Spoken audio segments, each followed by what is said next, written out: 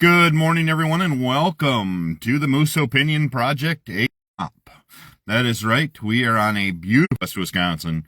Temperature's definitely cooler, but the sun is out, and it is going to be a gorgeous day here again. Like I said, in southwest Wisconsin, right along the Wisconsin River, in Boscobel is where I am currently sitting. And welcome to the MOP. Hopefully everything is going good for you. Titled, Would You Be Happy? So, I've talked about this before as we are never guaranteed tomorrow. So if tomorrow didn't show up, would you be happy with where you are today and with how people would remember you? How people would talk about you when you're gone? Would you be happy to hear those stories? Are you questioning maybe how people would talk about you? If you are and you're not and you wouldn't be happy, there is time to change, and that time needs to start today, since you are not guaranteed tomorrow. So how can you do that? What can you do to make things better? If you're in the position to bless people, great. If you are in a position of let's make a change with how homeless are treated, or can you get involved in a project to help move things along? Can you do those kind of things? Can you show up at work with a great attitude and ready to change and help work become better, the environment to become better? Are you able to help the neighbor with a project or anything like that?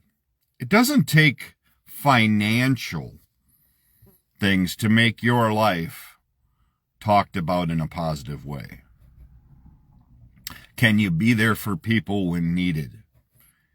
Can you offer your help and services, no matter what it may be?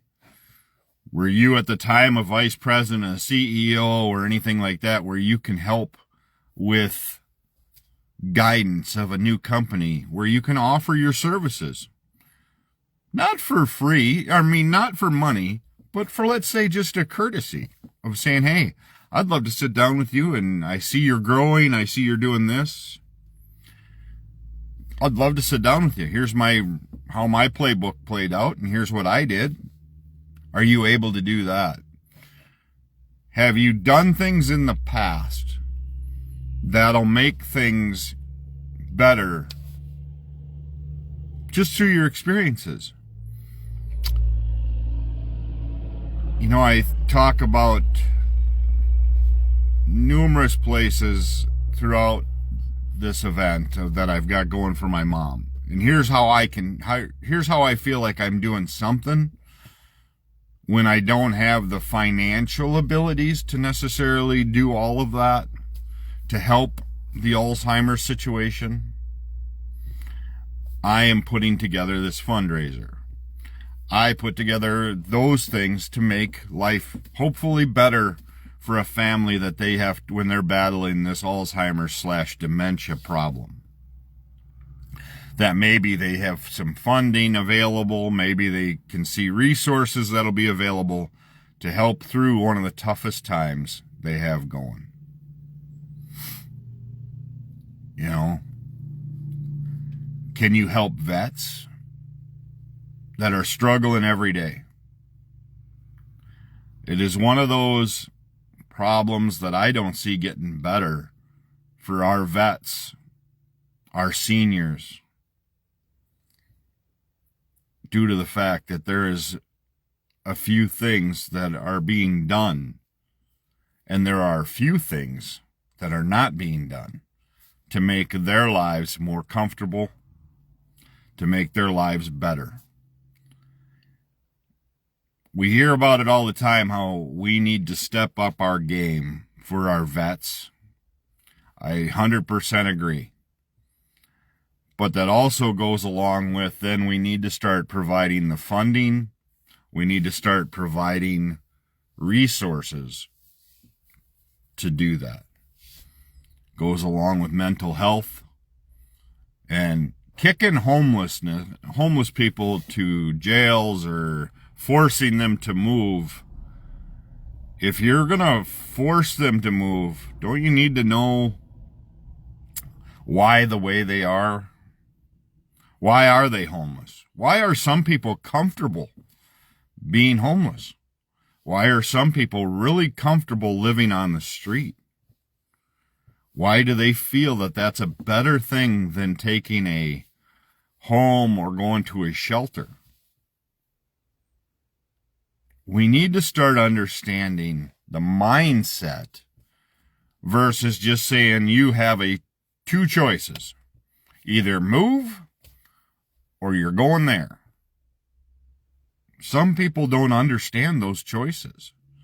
Some people have been battling their whole life, and they are just the way they are because they are so tired.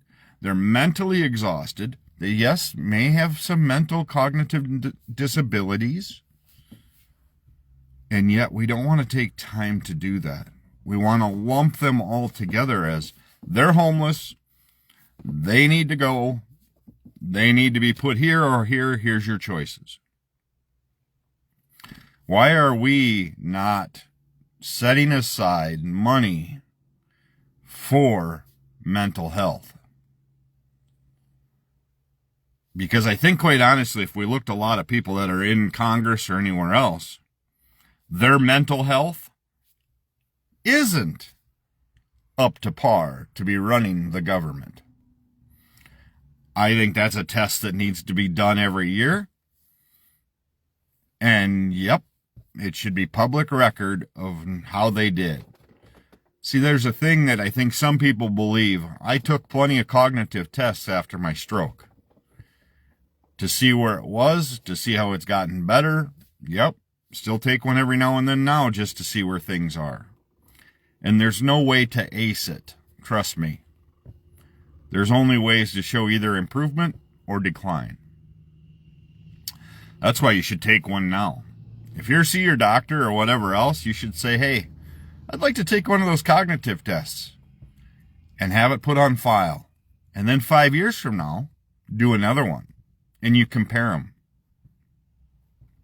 My mom took her first one at 2020. She took her first one, and it was a struggle. And then in 2022 or 23, she took another one, and it was way worse. We were seeing decline way faster than we wanted to. And I wish we'd have had cognitive tests to look back on from 2016, 2014, whatever it may be. Because when we look back, we were seeing signs at that time. So I feel we need to start investing as families, as people, as community members to really help with mental awareness and to help mental health. See, we're seeing more and more Alzheimer's / dementia. People say, Chris, see, my mom had in her head that dementia was way worse than Alzheimer's. If she was told she had dementia, you might as well have killed her. That was her words. So anytime we were around her, we used the word Alzheimer's. See, when you're dealing with people with Alzheimer's and dementia, you have to learn how to play a game that most of us are not educated to. You have to learn how to answer questions, kind of fluff the truth sometimes, just because you can't tell them they're right or wrong all the time because they just get frustrated or pissed off. You have to be okay with them wearing a shirt on backwards once in a while. You have to be okay with them maybe not doing their hair all the time. You have to learn how to let some of these people live peacefully. And I think we are missing the mark as a country on the whole mental health, mental awareness, mental education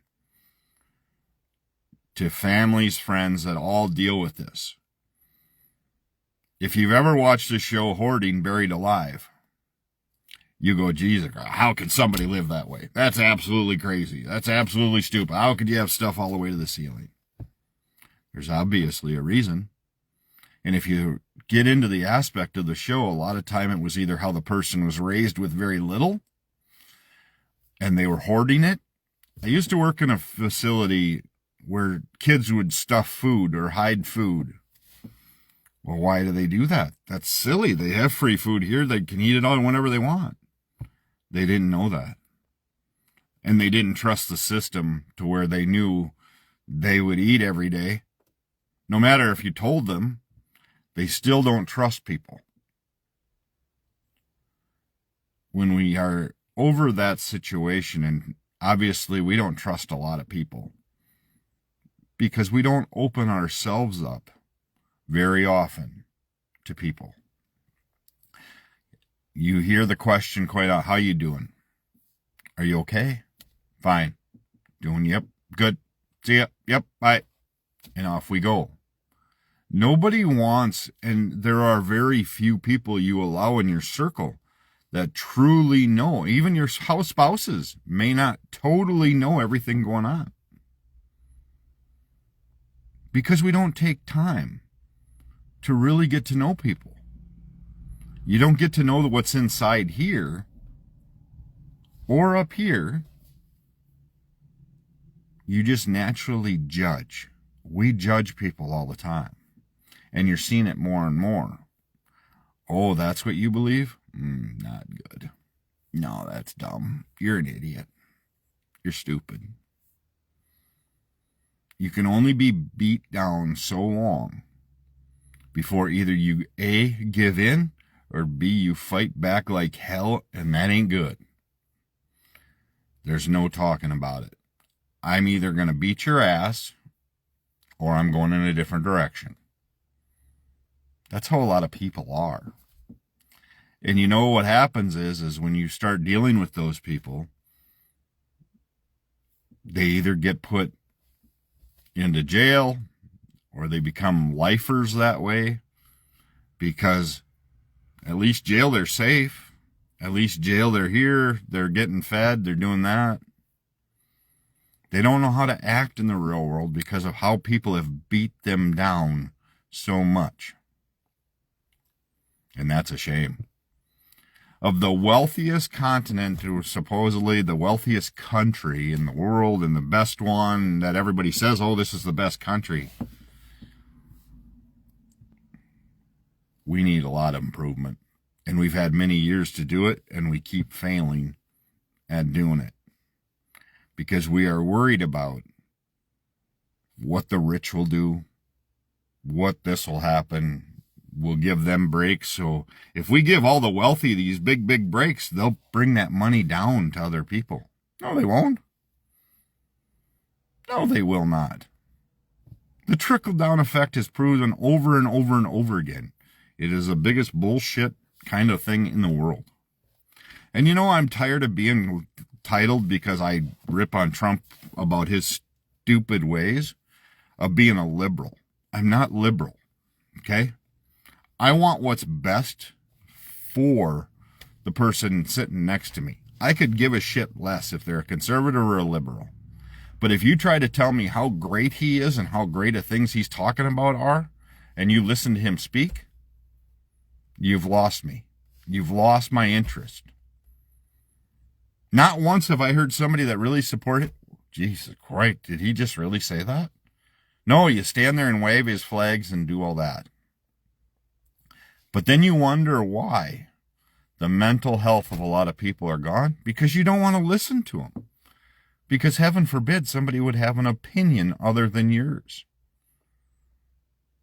Thank God people have opinions. And thank God we're allowed to share them. But the day you put us all down, and the day you put people down, thinking you are better than them because of your beliefs, you have severe issues. But when you listen to somebody talk, and you go, holy Jesus, that is when you know where it has to be. And I can't hide it at that point. If you were my friend and you talked the way he did, you and I would have a discussion, and if you didn't like it, then we would just walk our way. But we should be able to openly talk it back forth.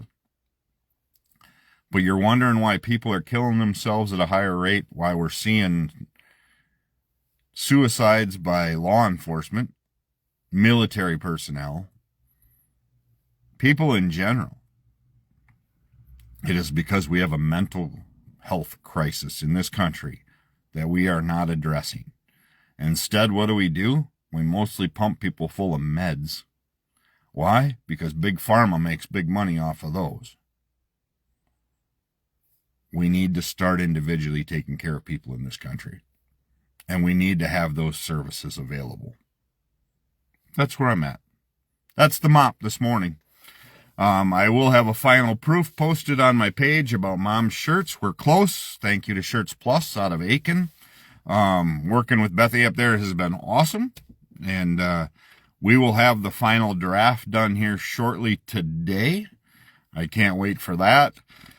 We're going to be, in about a couple weeks here, we're going to be 2 months out from the second annual Marcy Strikeout Alzheimer's shootout. I can't wait for that. I've got some great prizes already. Got a few still hindering. If you want to help in any way, message me. We can get together. I can figure it out.